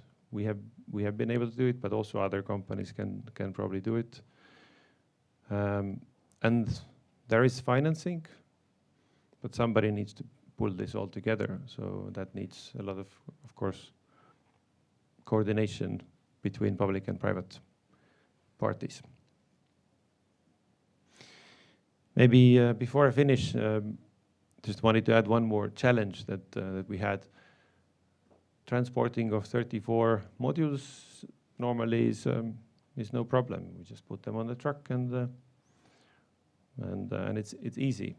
But in case of Ukraine, one of the challenges was the border. So I've heard that it can be 30 kilometers long queues, and it might take a week, or how long, we don't know, so we didn't have that time. But it was possible, again, in cooperation with Ukrainian parties to organize it. So it was humanitarian help provided by Estonian government. So they gave a green corridor, so we did not have to wait with the modules on the border. Okay, and then aside from that, of course, we all try to help in the way we can, and we organized last year already. We organized a campaign of donating money within the company from employees. By the way, about 150 of our employees are from Ukraine, already from before the war. And actually, the guy on the left, Dima, he contacted us and said that maybe you can help somehow. Maybe you can help with a truck. So we collected the money and then Pro Patria Semper, they helped us to organize the truck to the front line. Okay, this is all from me. Thank you.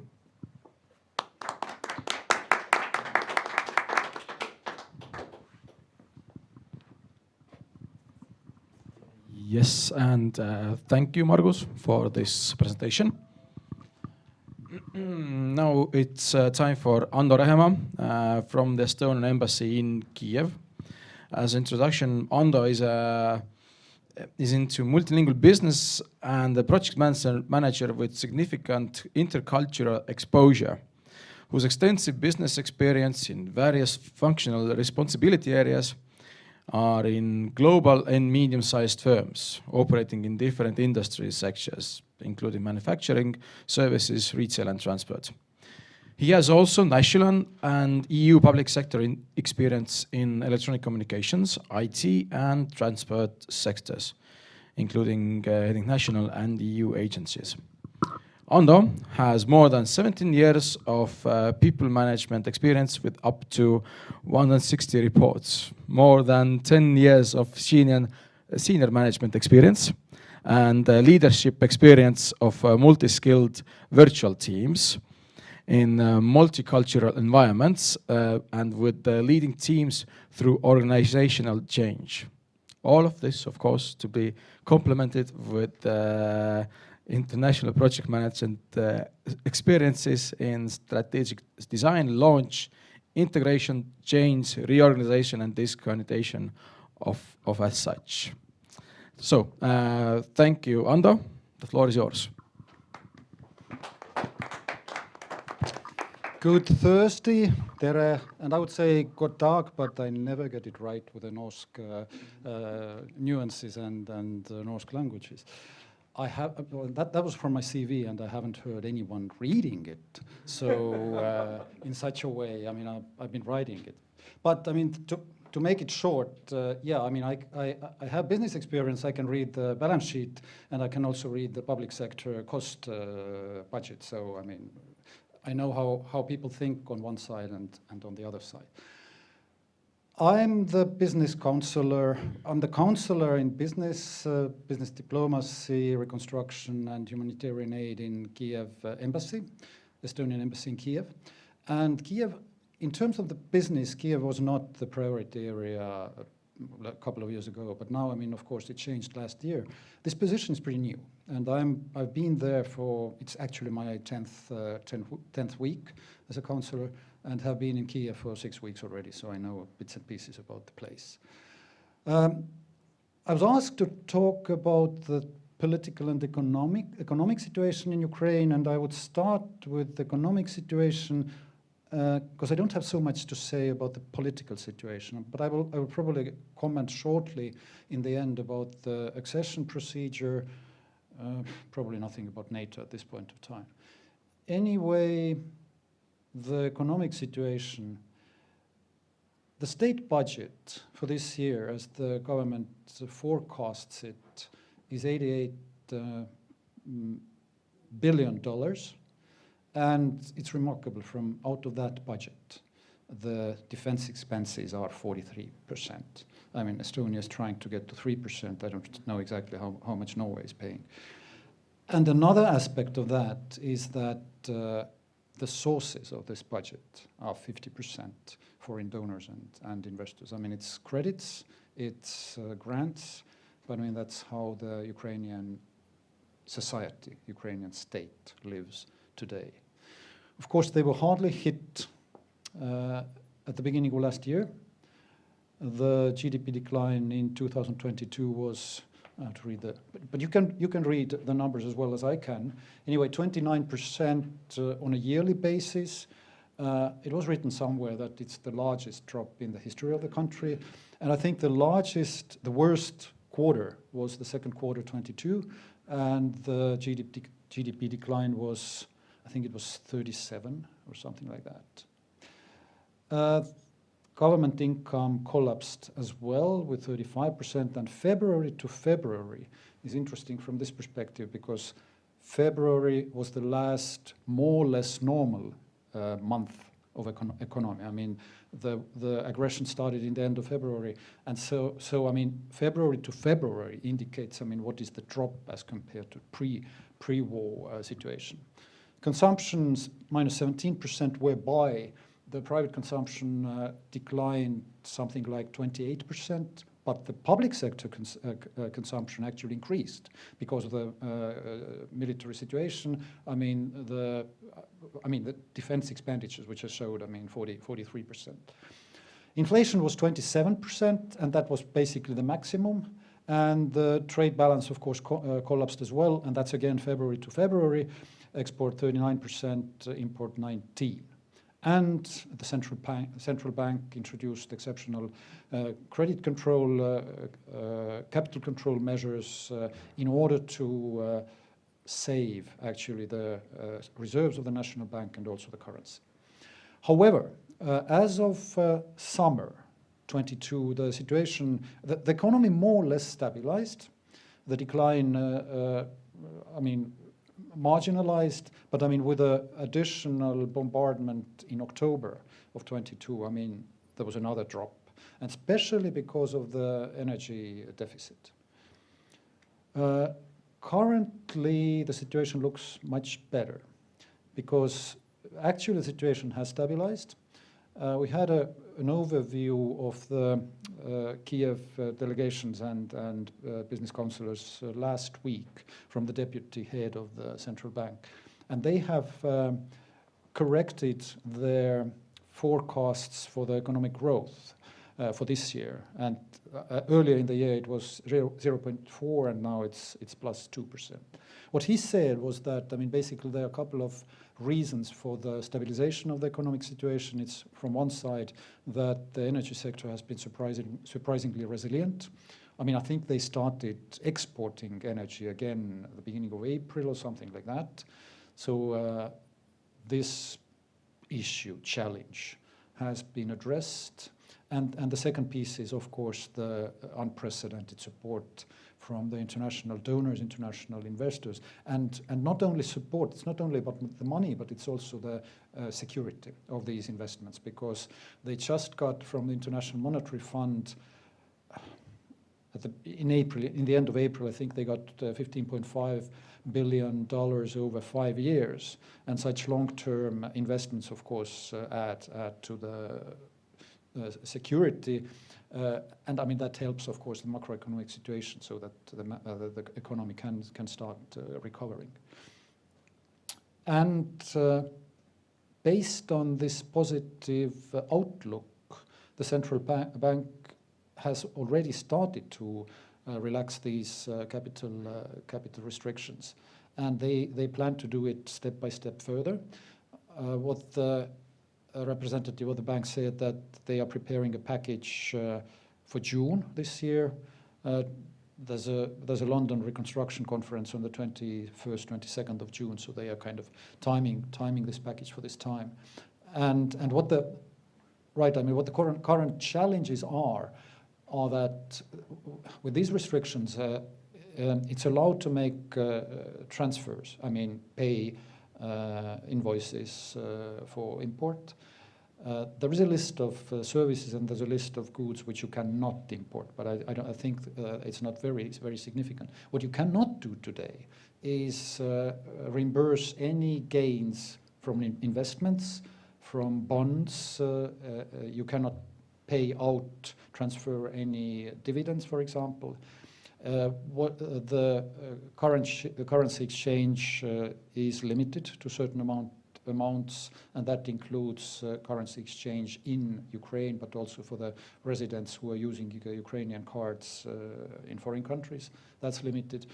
The interest rate of the central bank stands at 25% currently, but they plan to reduce that as well. So these are the plans, but what they say is that they are checking the situation, because no one can forecast when the war comes to the end. What they said about the IMF credit was that the IMF is looking at the middle of 2024. The central bank said that they are somewhat more optimistic, but they follow the situation step by step, and based on the developments, they will take their steps. So it's difficult to forecast exact timing of these things. I think it's impressive. What the state has done, how they have survived. I mean, energy sector, financial sector, the banking sector has been resilient as well.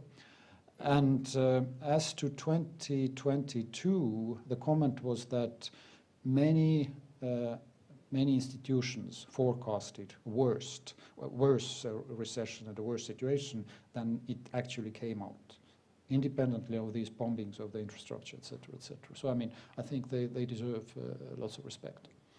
So much about the economy. As to the politics, I cannot say very much about the internal politics of Ukraine. In terms of the accession developments, Ukraine now is the candidate state, which is like the first positive step for any country to access the European Union. The next step would be negotiations of the candidacy, but before that, Ukraine has to prove that they have done all the Copenhagen, that they have fulfilled more or less all the Copenhagen requirements for the accession. And I remember a discussion with the colleagues that from one side, I mean, it's of course exceptionally challenging, I mean, to do these reforms in parallel when fighting a war with an opponent like Russia. They are doing these things step by step, but the comment was that on the Ukrainian side, they have the feeling that they are progressing well and they have done almost everything what is required. On the European Union side, it's like, okay, guys, you have a long way to you still have a long way to go. So, how to bring together these two viewpoints remains a challenge. The discussion. Excuse me, may I ask the independence of the judiciary? I mean, how do you transform that over 50 years? That's nearly impossible. And of course, I mean, with the background what they have, I mean, the corruption and these issues, it is a challenge. I mean, it was a challenge for Estonia, but I mean, one of the business people there compared also our situation in terms of, you guys, I mean, when you privatized, I mean, the companies who bought your companies and real estate, I mean, they were interested in doing business. In Ukraine, it went a wrong way, that the people who bought these assets, I mean, had to a large scale criminal background. I mean, their only interest was to gallop to richness and to become millionaires in 5 years. And I mean, the country has been lagging actually in this situation for tens and tens of years. And to make now this transition is, of course, an exceptional challenge. But I think the momentum is there. You feel it everywhere. The government and the presidency, I mean, they are taking steps in order to fulfill these requirements. It is enormous work, of course, to be done, and no one knows. I mean, as we cannot forecast the result of the war, I mean, we cannot forecast, of course, whether the country will manage this huge transition.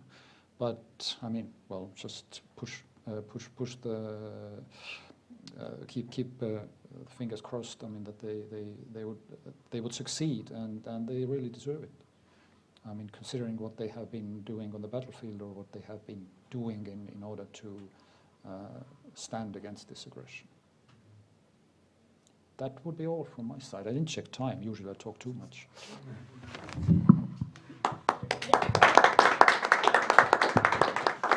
Thank you. Yes, this one as well. So lastly, we have one more. Roman, I would just like to say that without your contributions, we wouldn't be here today. So thank you. And yeah, let's please welcome you here. Thank you so much, Sandra and colleagues. Well, how I use it better. Okay. Hello, good afternoon. I am Roman Vinarchuk, representing here the largest Estonian holding, industrial holding, BLRT Group. I just give you an overview about our activities here in Estonia and Baltic states, in Norway, and also in Ukraine, where we are active without stopping our production. And then we can see how it's possible to do business in Ukraine.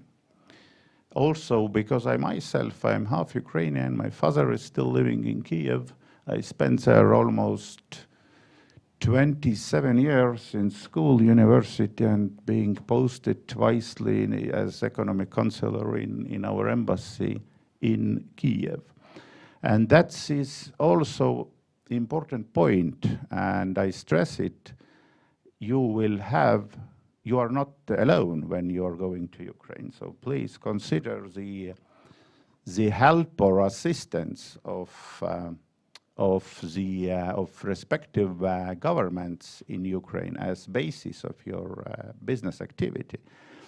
Embassy and main role of the embassy is not only representing head of state or the state institutions, but also help peoples via consular assistance and businesses via either trade offices, economic sections, etc. So my first recommendation, personal recommendation, would be for you to contact your embassy. Both Royal Norwegian Kingdom's embassy is located in Kiev as well as Estonian are. And they both are good in protecting our people's and businesses' interest. Don't hesitate to go to their offices also, because they are very well paid for assist you and us. Well, a few words about BLRT Group, century-old holding here, mainly dealing with shipbuilding, ship repair, heavy industry, wind energy, gases, transit, whatever, port, maritime infrastructure, etc. We are lucky because we are not ship owners, for example. It's very, you have your cars, you need insurance, technical assistance, etc. So we just repair them or build them. It's how it looks. That's headquarters in Tallinn always, and that place is a private company, totally private company. This is a geography, so where we are present around the Baltic Sea, dealing mainly with Nordic Baltic countries, Germany, Benelux, UK. We left completely Russia last year, not because of sanctions, but because of just the moral issues and decision of our management board. We were presented in Kaliningrad Oblast with good businesses, also in something in Leningrad Oblast near Pskov and St. Petersburg was okay, but by the end of last year's May, we finished every business with Russia. Nevertheless, we continue our business in Ukraine, even during the war, and even call us crazy, but consider to go a little bit more in deep.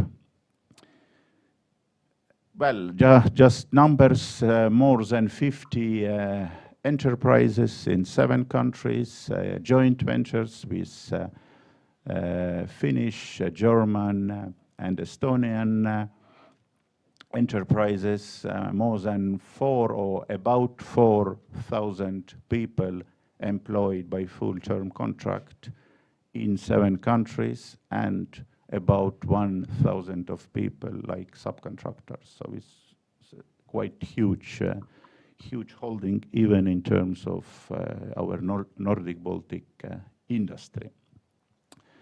Our main activities,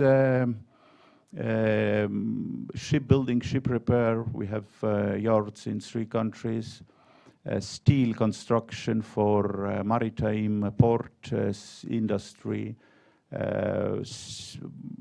whatever transit and transport services. Obviously also real estate, because it's so profitable and very good, and you can use those skills in every other sector too. Numbers, Our turnover is about $500 million for the whole group in last 2 years, but consider inflation too, which is, I need to recognize it, in Estonia highest than in Ukraine. So in some terms, to do business in Ukraine is better than in Estonia. Well, joke, but with taxes will be. Well, those are investments BLRT Group made in its companies, which means that the amounts are large, and we, either we buying some new docks or building something, or build some new factories.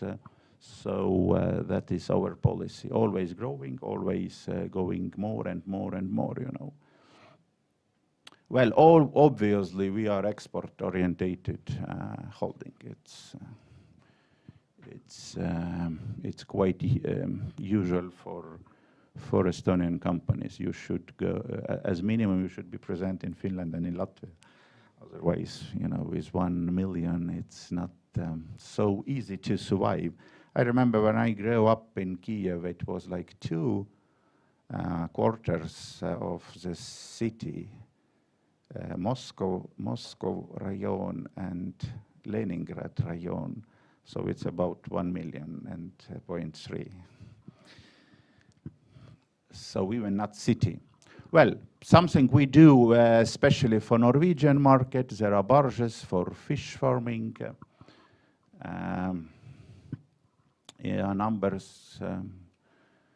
That is a floating museum we also installed last year near the Bergen in one of very nice and interesting and beautiful fjords. This business made rich some families in Norway, and they were so grateful that ordered us to build, this museum, Salmon Eye. So it looks like Salmon Eye, since inside there is a Michelin restaurant, museum, Bergen University Scientific Center, and well, our yards located in Finland, Klaipėda and Tallinn, every kind of services and works done for near 300 vessels during the year. Some of vessels modernized, maintained, built up in our yards. Engineering bureau, we have qualified engineers who design and do everything as client wish. In Klaipėda, in Lithuania, consider one thing more. Until recently, we had mainly as workforce come from Ukraine.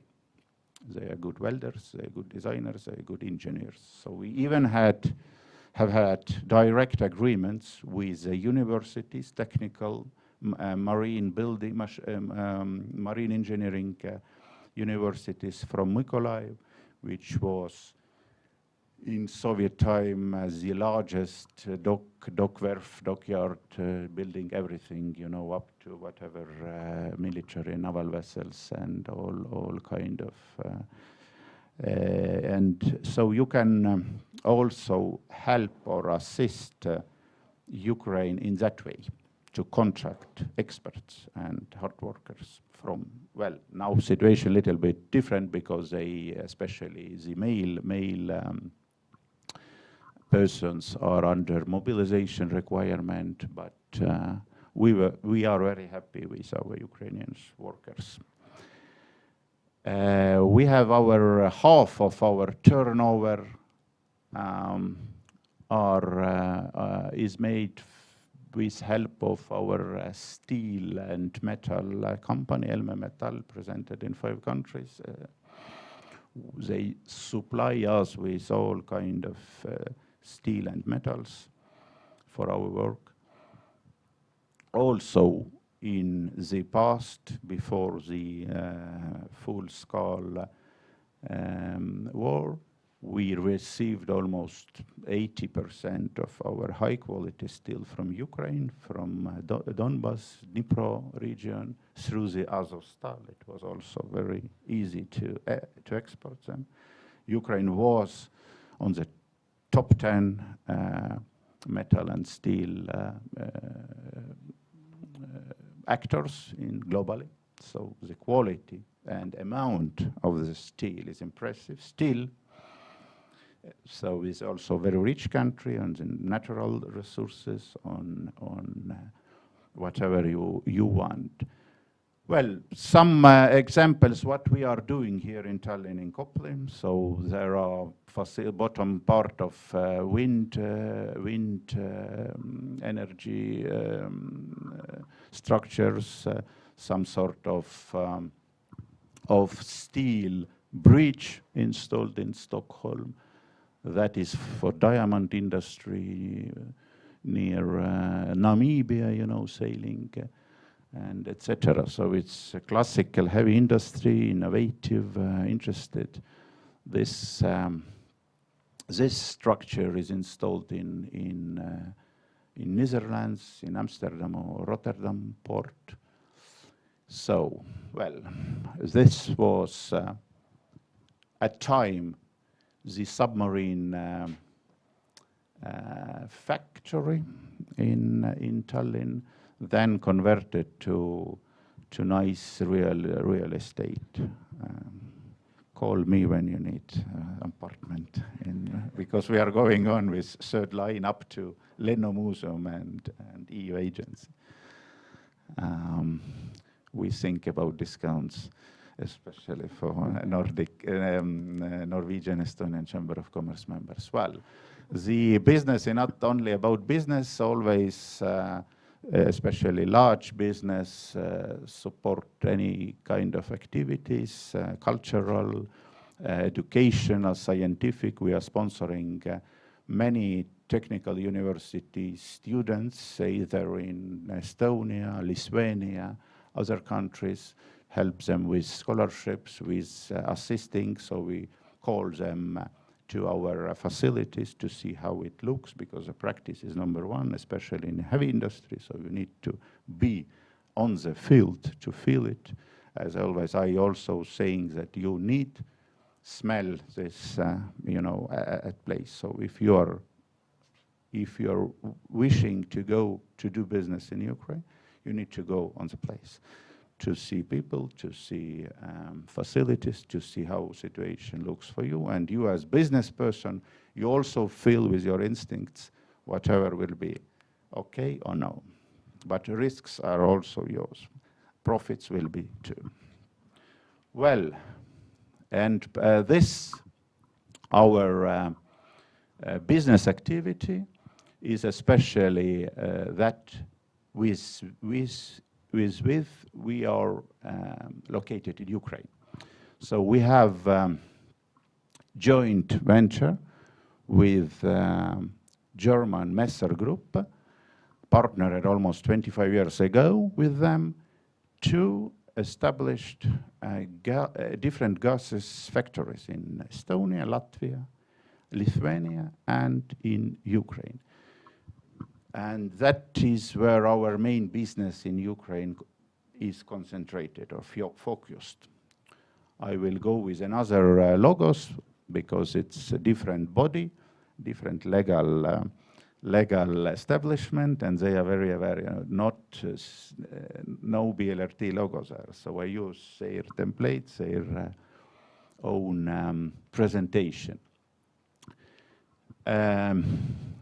Just for your understanding, we are living our everyday life with all sorts of gases, which are oxygen, obviously, argon, helium, nitrogen, and all those things we remember from chemistry classes, maybe from school, but they are in we use them every day. So it's interesting business because it's mainly made from air. So you collect air, and then you are doing whatever you want. Separate air, you know, do it in liquid form, in whatever other, mix them, you know, then you have some sort of gases you can enjoy, and, you know, so for every taste. We are very client-orientated business, so whatever you want, you will receive it, you know. Well, some dates we are in Ukraine with this business since 2012, when we set up factory in Dnipro, and that time Dnipropetrovsk in eastern Ukraine. Second facility is located in Kharkiv, which is on north 30 kilometers from Russian border.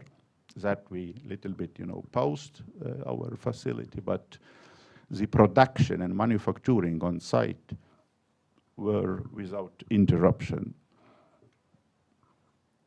Just some examples.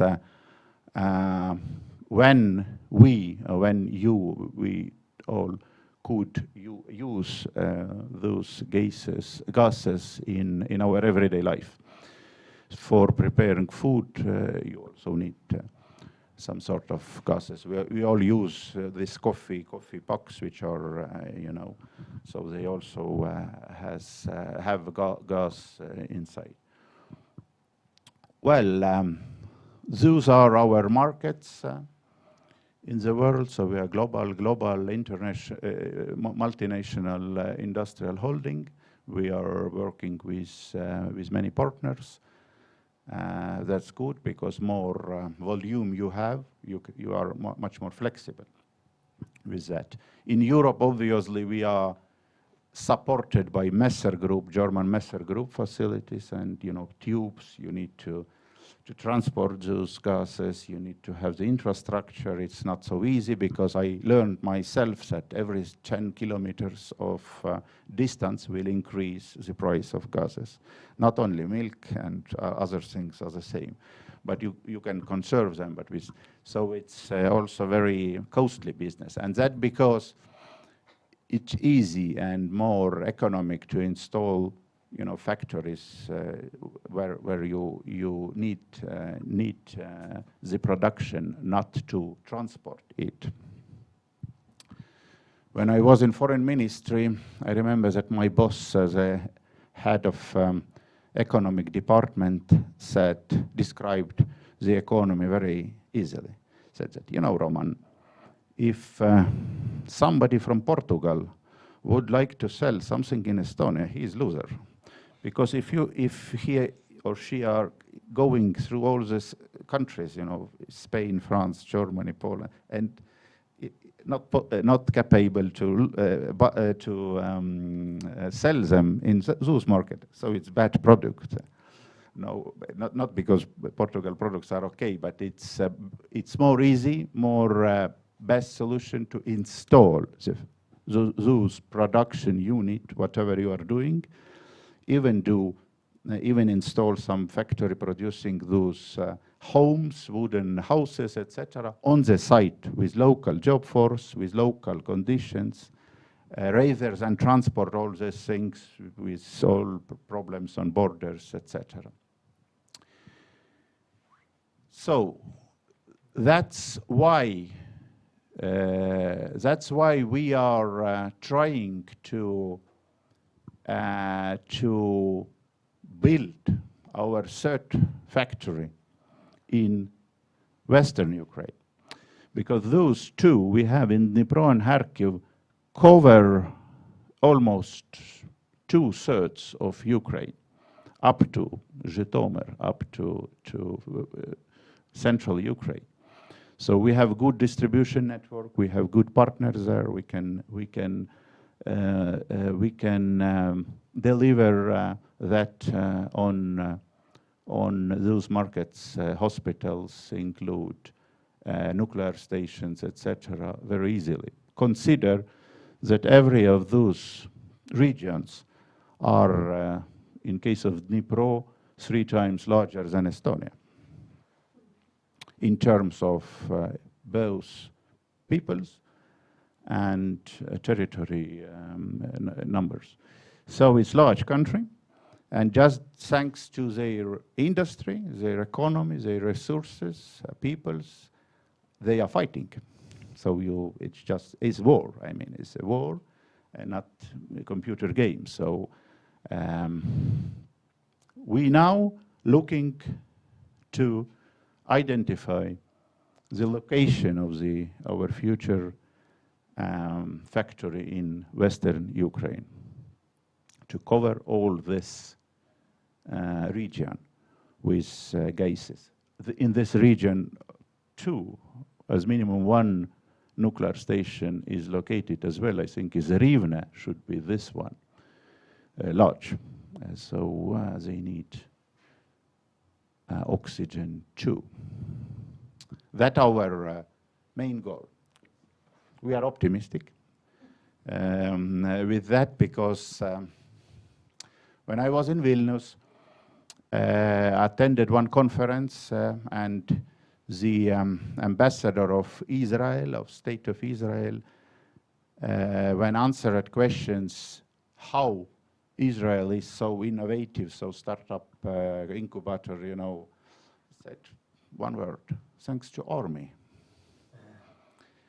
They have, they are conscripted every people, so men, women, transgender persons, all. So you can't escape army because it's survive. It's not something you see in movies. It's just everyday life. So they have 3 years of military service, which during 3 years you are lucky if you have one only conflict, military conflict. So.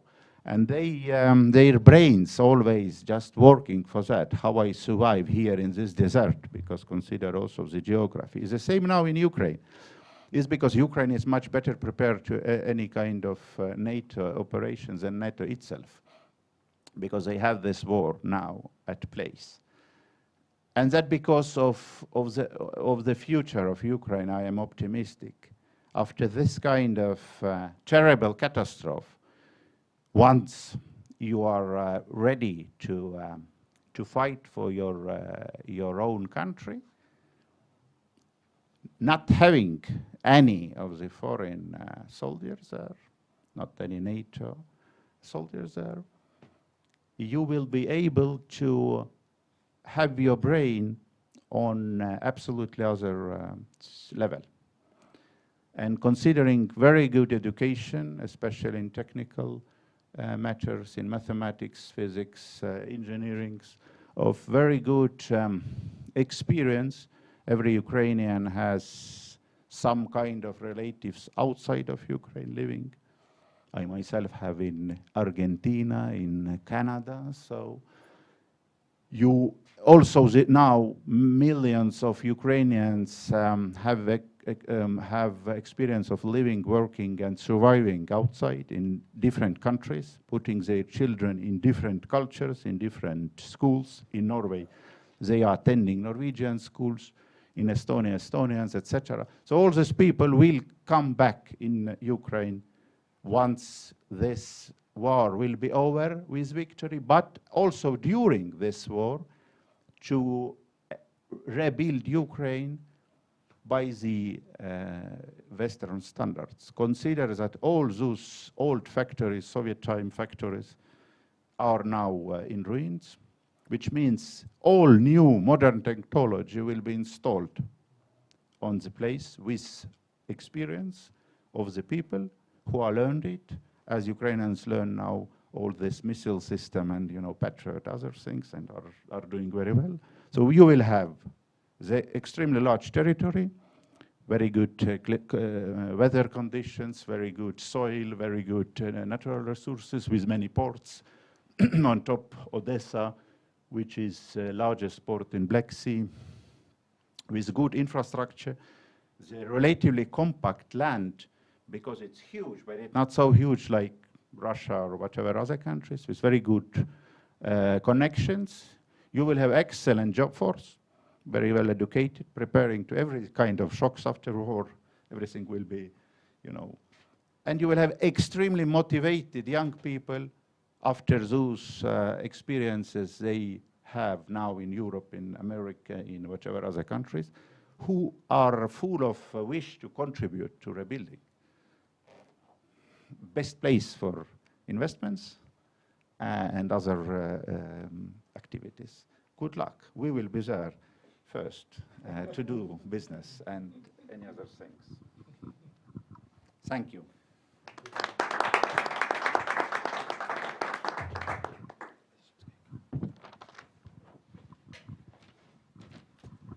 So, dear speakers, audience in this room and through the internet, thank you. Yes, thank you. As we come to the end of this event, please don't leave yet. So if you want to network, if you want to speak, stay here for another half an hour with us. Other than that, thank you for joining us here today.